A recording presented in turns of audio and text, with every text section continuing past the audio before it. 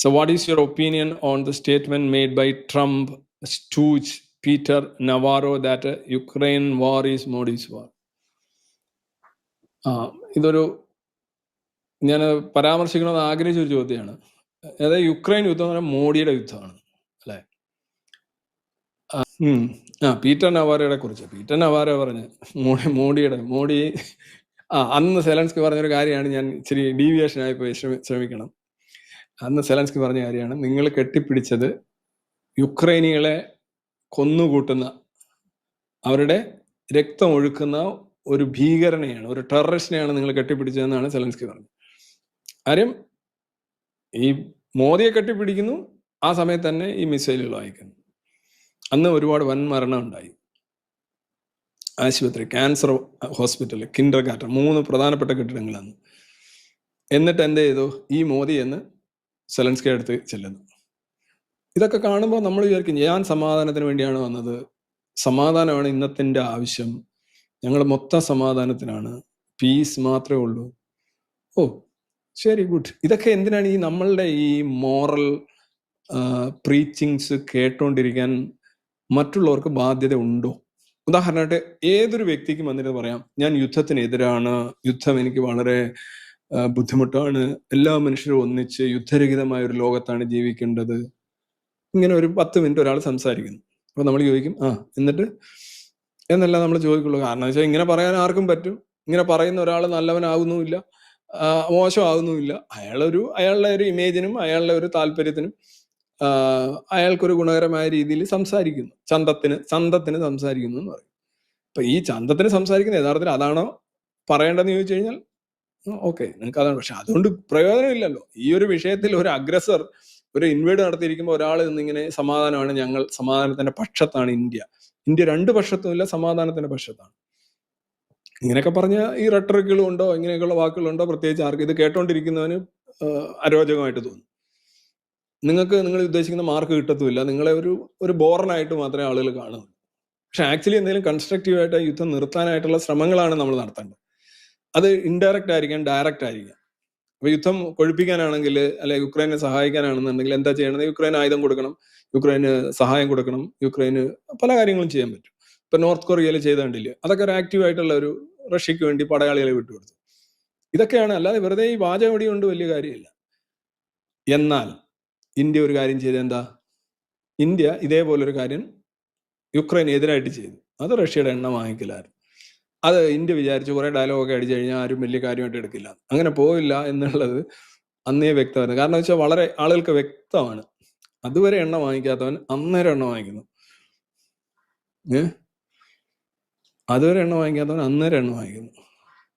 അതും ആദ്യത്തെ 3 മാസം കഴിഞ്ഞ് പ്രൈസൊക്കെ സ്റ്റഡി ആയതിനു ശേഷം എണ്ണ വാങ്ങിക്കുന്നു. അപ്പം സെലൻസ്കി പറഞ്ഞു, നിങ്ങൾ യുക്രൈനിലെ കുട്ടികളുടെ ചോരയുടെ പണമാണ് എന്ന് പറഞ്ഞു. അത് വസ്തുതാപരമായി ശരിയാണെന്ന് വെച്ചാൽ അല്ല, പക്ഷെ അതൊരു മോറൽ ആർഗ്യുമെന്റ് ആണ്. ആ മോറൽ ആർഗ്യുമെന്റിന് വിലയുള്ള ഒരു സമയം വരും. ഈ മോറൽ ആർഗ്യുമെന്റ് അമേരിക്ക ചൂഷണം ചെയ്യുകയായിരുന്നു എന്നാണ് മനസ്സിലാക്കുന്നത്. അല്ലാതെ റഷ്യയിൽ നിന്ന് എണ്ണ വാങ്ങിക്കുന്നതാണ് അവർ യഥാർത്ഥ പ്രശ്നമെന്ന് എനിക്ക് തോന്നുന്നില്ല. പക്ഷെ അമേരിക്ക അത് ഇന്ത്യയെ ഒരു പാഠം പഠിപ്പിക്കാനും ഇന്ത്യയെ ഒന്ന് ഇകഴ്ത്താനുമായിട്ട് അമേരിക്ക അത് ചൂഷണം ചെയ്യുകയാണ്. അവർക്ക് എന്താണ് ഒരു ന്യായീകരണമായിട്ട് ഉണ്ടായത്. ഇപ്പൊ മോഡിയുടെ യുദ്ധമാണ് യുക്രൈനിൽ നടക്കുന്നതെന്നൊക്കെ പറഞ്ഞു കഴിഞ്ഞാൽ നമുക്ക് കിട്ടാവുന്നതിൽ ഏറ്റവും വലിയ സ്ലാപ്പാണ്, അടിയാണ്, കുറ്റിക്കടിയാണ്. ഇങ്ങനെ ഈ നവാറോ ഈസ് ഇൻഫേമസ് ആണ് ഫോർ ആന്റി ഇന്ത്യൻ റെട്ടറിക്കിൽ. വളരെ പുള്ളിയുടെ ഓരോ സംസാരമൊക്കെ കേട്ട്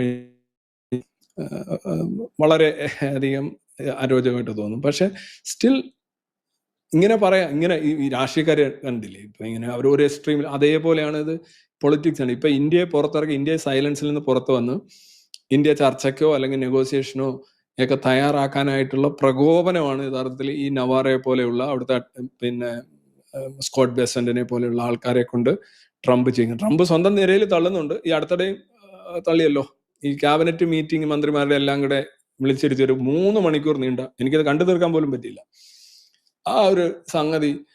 അതിനകത്ത് എന്തൊക്കെയോ പുള്ളി ഇരുന്ന് സംസാരിക്കുന്നത്, എന്തോ ഇത് ഒരു വെള്ളരിക്കപ്പെട്ടണമെന്ന് തോന്നുന്നു.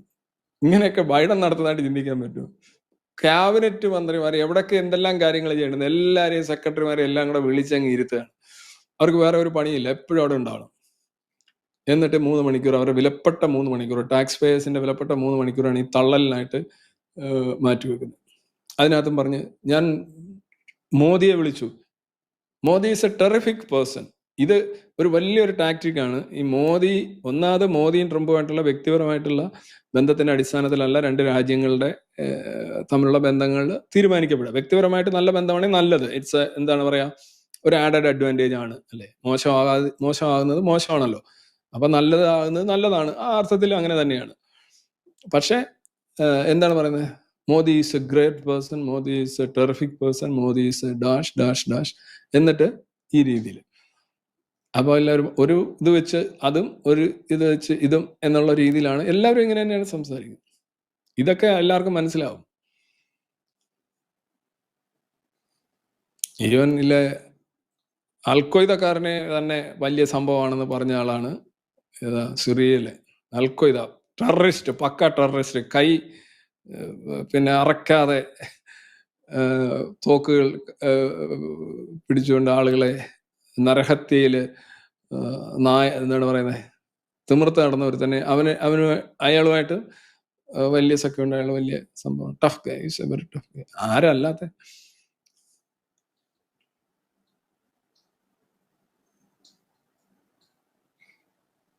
മോദിക്ക് അത് വേണം എന്ന്. ഇതിപ്പോ ജയശങ്കർ ആണല്ലോ ഈ ഒരു, ജയശങ്കറും ഈ പറയുന്ന ഈ കഴിഞ്ഞ തഗ്ഗി ഡയലോഗുകളൊക്കെ അടിച്ചപ്പോൾ ആലോചിക്കണം, ഇങ്ങനെയൊക്കെ ചുമ്മാ. ഇത് ഞാൻ വിശ്വസിക്കുന്നില്ല മോഡി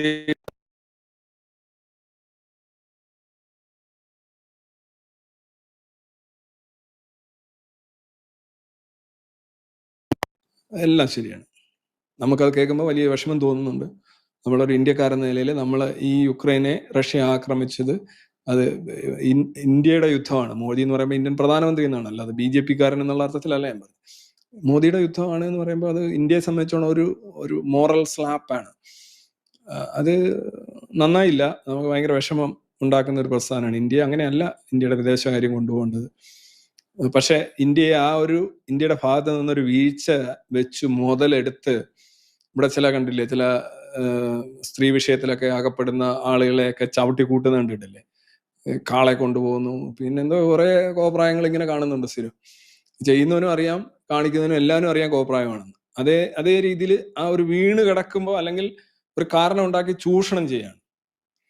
ഇന്ത്യയുടെ ഒരു മോറൽ സ്ലിപ്പ് വന്നിട്ടുണ്ട്. പക്ഷെ ഇന്റർനാഷണൽ പൊളിറ്റിക്സിൽ ഇത്ര മൊറാലിറ്റിക്കൊന്നും വലിയ പ്രാധാന്യം ഇല്ലെന്ന് എല്ലാവർക്കും അറിയാം. പക്ഷെ ആ മോറൽ സ്ലിപ്പ് ചൂഷണം ചെയ്തുകൊണ്ട് ഇന്ത്യയെ മറ്റു ചില കാരണങ്ങൾ മുൻനിർത്തി ആക്ഷേപിച്ചുകൊണ്ടിരിക്കുകയാണ്. അതാണ് മോദിക്ക് അവിടെ നേരിടേണ്ടി വന്നത്.